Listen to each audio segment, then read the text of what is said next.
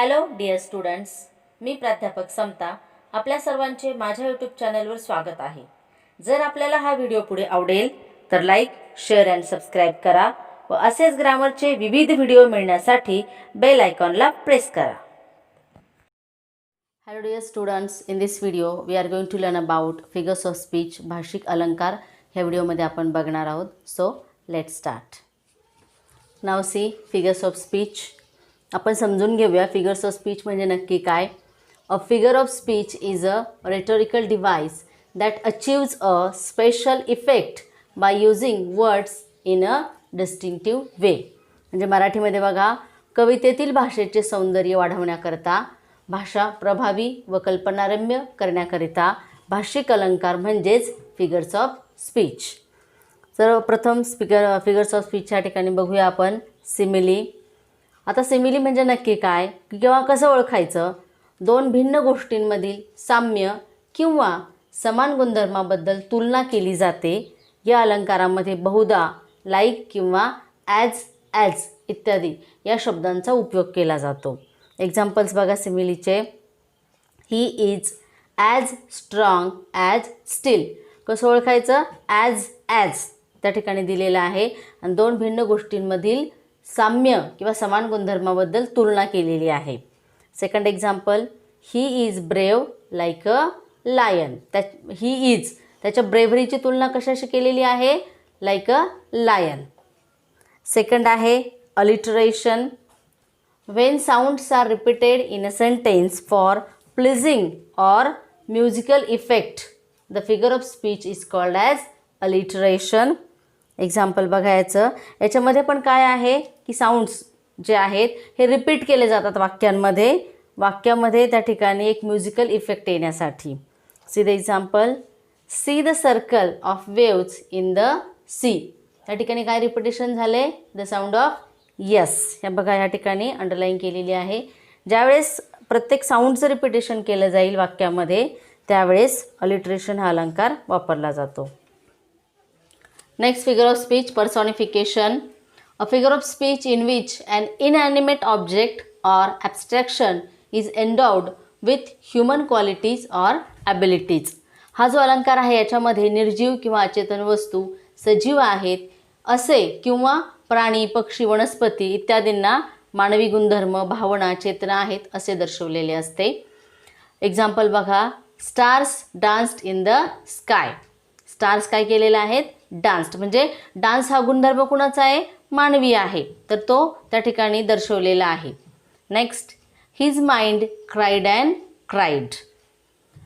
Next figure of speech repetition, पुनरावृत्ती. When words are repeated in a sentence for pleasing or musical effect the figure of speech is repetition. म्हणजे शब्द या ठिकाणी repeat केलेले असतात चांगला प्लीजिंग किंवा म्युझिकल इफेक्ट येण्यासाठी. See the example. I wish I could see him. I wish I could know him. Next. Never again. Oh, never shall I go that way again. अशा पद्धतीने शब्द त्या ठिकाणी रिपीट केलेले आहेत. Now see next figure of speech, inversion. When the words in a sentence are not in the correct prose order, the figure of speech is inversion. ह्या ठिकाणी शब्द जे आहे त्यांची ऑर्डर जी आहे ती करेक्ट नाही आहे त्यामुळे त्या ठिकाणी फिगर ऑफ स्पीच इन्व्हर्जन होतं. Example. Up went the balloon. अशा पद्धतीने दिलेलं असतं आणि हे पोयममध्ये त्या ठिकाणी रायमिंग स्कीम व्यवस्थित येण्यासाठी केलेलं आहे. करेक्ट ऑर्डर त्याची काय आहे. The balloon went up. परंतु अशा पद्धतीने असेल तर ती फिगर ऑफ स्पीच आहे inversion. Next figure of speech antithesis. When opposite words or ideas are used in the same sentence, the figure of speech is antithesis. म्हणजे या ठिकाणी अपोजिट वर्ड किंवा आयडिया असतील एकाच वाक्यामध्ये दोन गोष्टी त्या ठिकाणी दिलेल्या असतात opposite words. Now see example. I don't know whether to love him or to hate him. Opposite आहे to love him or hate him. म्हणजे कन्सेप्ट आपल्याला समजून घ्यायची फक्त. Second. As Abraham Lincoln said, folks who have no vices have very few virtues. Next figure of speech, tautology. When two words or phrases in a sentence have the same meaning, दोन word किंवा फ्रेजेसचं meaning same असेल दर figure of speech आहे tautology.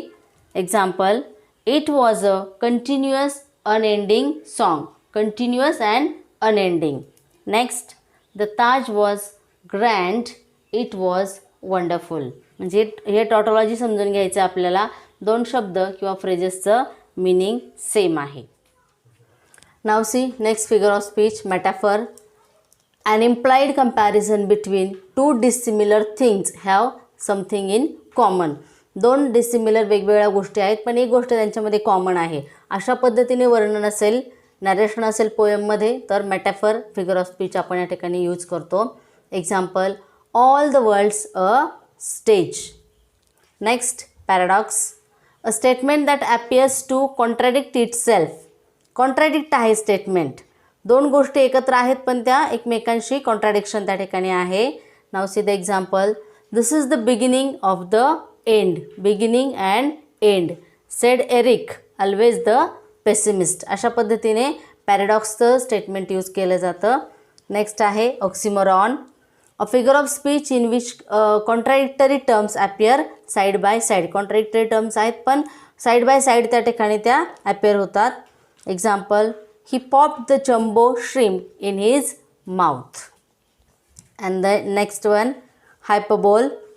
An extravagant statement, the use of an exaggerated terms for the purpose of emphasis or heightened effect. एखादी गोष्ट खूप मोठ्या प्रमाणामध्ये सांगणे, एक्स्ट्रावॅगंट स्टेटमेंट देणे.